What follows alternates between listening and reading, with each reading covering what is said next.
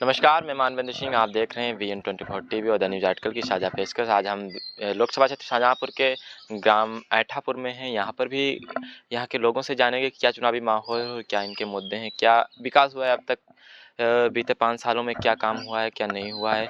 इसी के बीच हमारे साथ द न्यूज़ आर्टिकल के फाउंडर भी हैं, उनके साथ। नमस्कार, मेरा नाम है सुधीर और आप देख रहे हैं द न्यूज़ आर्टिकल और VN24 टीवी की साझा पेशकश। अभी हम लोग पहुंच चुके हैं ऐठापुर गांव, जो लोकसभा सीट शाहजहाँपुर में पड़ता है, और हम लोग यहाँ आए हैं और लोगों से बात करने की कोशिश करेंगे कि आखिर लोगों के मुद्दे क्या हैं इस चुनाव को लेकर और किस तरफ उनका रुझान बन रहा है। तो आइए लोगों से करते हैं कुछ बातचीत।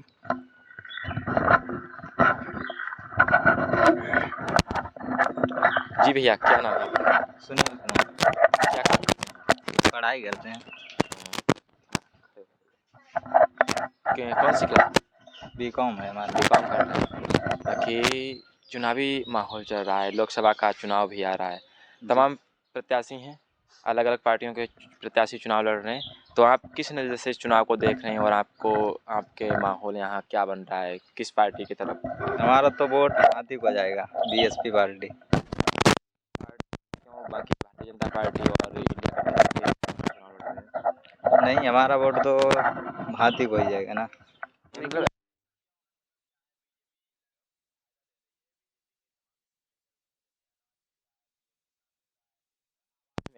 शौचालय मिल रहा है, तो ऐसे में BSP नहीं, ये चीज़ें तो पहले भी मिलती थी ना। पहले भी गल्ला मिलता था। अब तो नहीं, फ्री तो मिलता था, पहले पैसे से थोड़ा मिलता था, लेकिन तो वो मतलब अपने क्या घर वजह से- है, क्या वजह आप अपने घर से थोड़ी दे रहे हैं वो भी तो पैसा जनता का है, जनता का टैक्स का है। अच्छा, हाँ जी। तो मतलब BSP में क्या आपको पसंद है, इसलिए BSP में जा रहे हैं?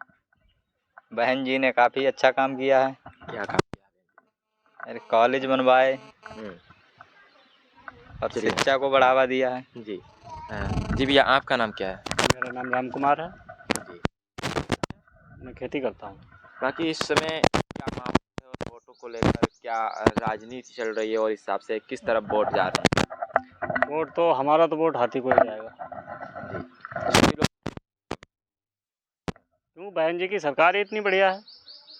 पिछले लोकसभा BSP जीत रही है, BSP जीतेगी इस बार। पिछले कई सालों से BSP लगातार नहीं, इस बार जीतेगी।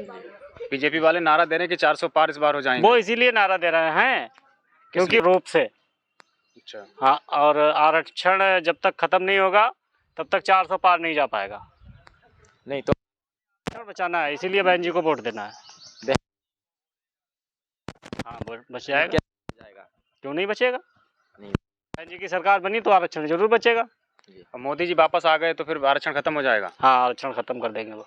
नहीं, मोदी जी हर जगह फोन करके कह रहे हैं, मीडिया पे भी कह रहे हैं। आरक्षण के पक्ष में, आरक्षण जब तक हमें तब तक खत्म ही नहीं नहीं, आज हमारे पास फोन आया था मोदी जी का।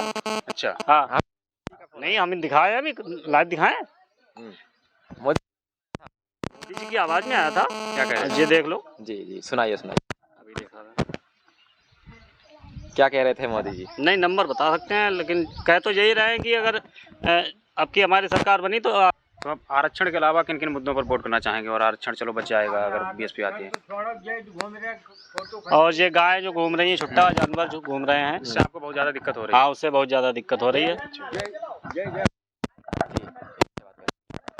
जी, आपका क्या नाम है? हमारा नाम सूरजपाल। जी। क्या समस्या चल रही है गांव के स्तर पर? हमारे लिए बहुत समस्या है। ये का देख ले, वो डंगर घूम रहे हैं। हाँ, तो अब यही समस्या बहुत बड़ी है भैया। हम किसानी कर रहे हैं और गन्ना गोड़ा तो खाद लगा और खाई जात।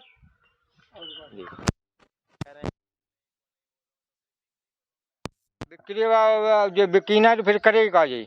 तो उसके बदले में गल्ला तो दे रहे हैं 5 किलो। गल्लो 5 किलो में का हो, 5 किलो तो कुत्ता खाई लेते। 5 किलो कुत्ता खा लेते हैं? हाँ, तो मोदी 5 किलो में बहुत बड़ो। फिर अरे हमें कुछ ना चाहिए। हाँ, हमें वोट देने है सही दे। चलिए कुछ क्या है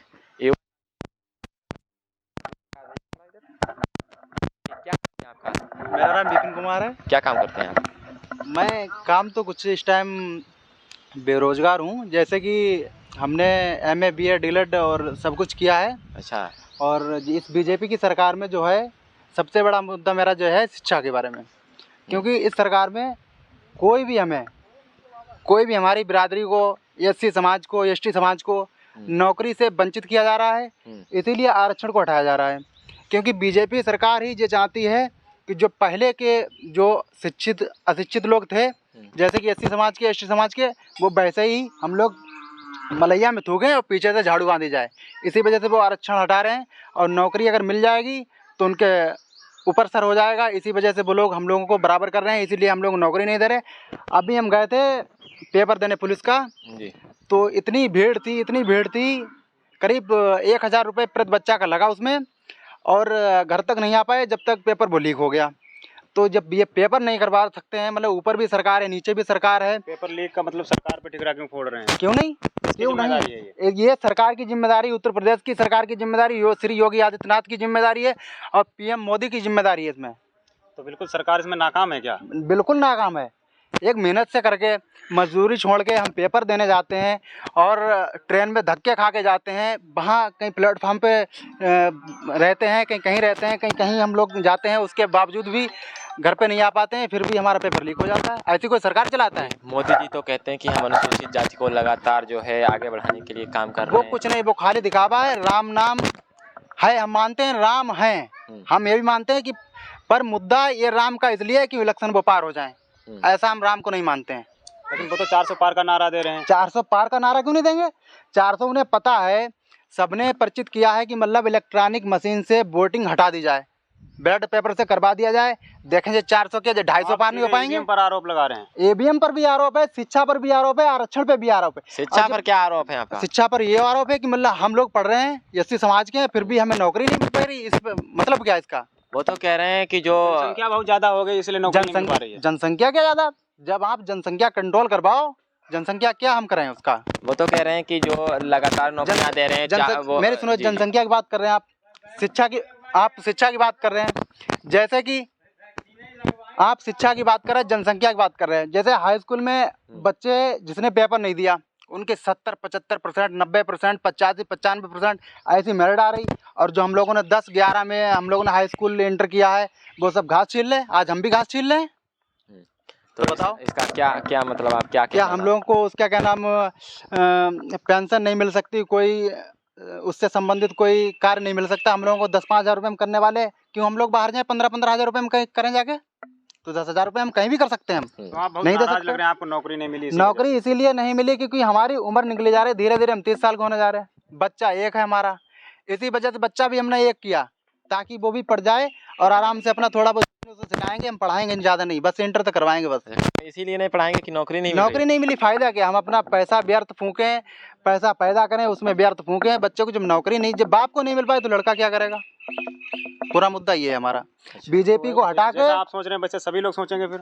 वैसा हम सोचवाते हैं, हम काम करते हैं फील्ड का, प्राइवेट फील्ड का काम करते हैं। हम जहाँ जाते हैं काम करते हैं आप वैसे? हम जो है जैसे कि भूसी का थोड़ा बहुत धंधा पानी अपना करते हैं, जिसे बोलते हैं प्राइवेट ठेकेदारी वगैरह। 1000-500 रुपये मतलब पैदा हो जाते हैं 2-4 दिन में।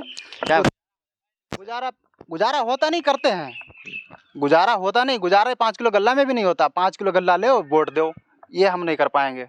हम बसपा को जिताएंगे। लोग 400 पार का नारा दे रहे हैं, आपका क्या नारा है? वो हम 400 पार हो या 405 हो पार, उससे हमें कोई एतराज नहीं। वो इसीलिए कह रहे हैं कि जो बैलेट, हम सोच रहे हैं कि बैलेट पेपर से नहीं, ताकि जो मुद्दे हैं वो दबा दिए जाएं और 400 पार का नारा ही दिखाई दे आगे। 400 पार का नारा और राम राम का नारा, इसी में इलेक्शन फाइनल, बात खत्म।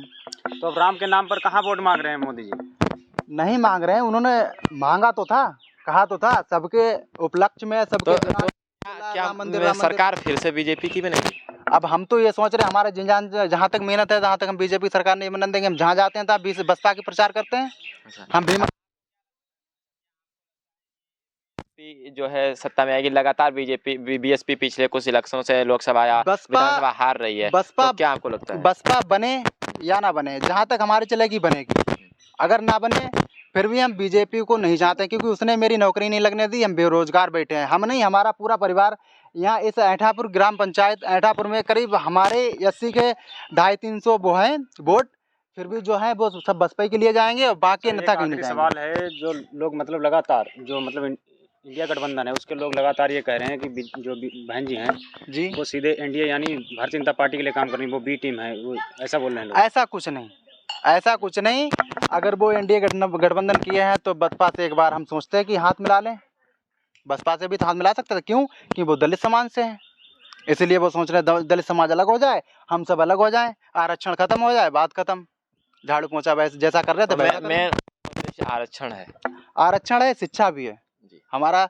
और ये जानवर घूम रहे हैं, पशु ये सब आवारा घूम रहे हैं, या इस खेत से डंडे उखाड़ते उस खेत में लगाते, उस खेत से डंडे उखाड़ते उस खेत में लगाते, हम यही करते रहते हैं, काम कौन करेगा। ये कुछ मुद्दे थे इन लोगों के जो इन्होंने बताया कि ये मतलब कुछ भी हो ये बीजेपी को वोट नहीं करेंगे, वोट करेंगे बहुजन समाज पार्टी को। इनका कहना है पार्टी जीते या हारे उससे इनको मतलब नहीं है, पर ये बीजेपी को जीतना नहीं, ये सरकार का कोई खतरा है। तो देखते रहिए BN24 TV the news article, हम आपको देंगे और भी तमाम खबरें। और ज़्यादा जानकारी के लिए आप हमारी वेबसाइट पर विजिट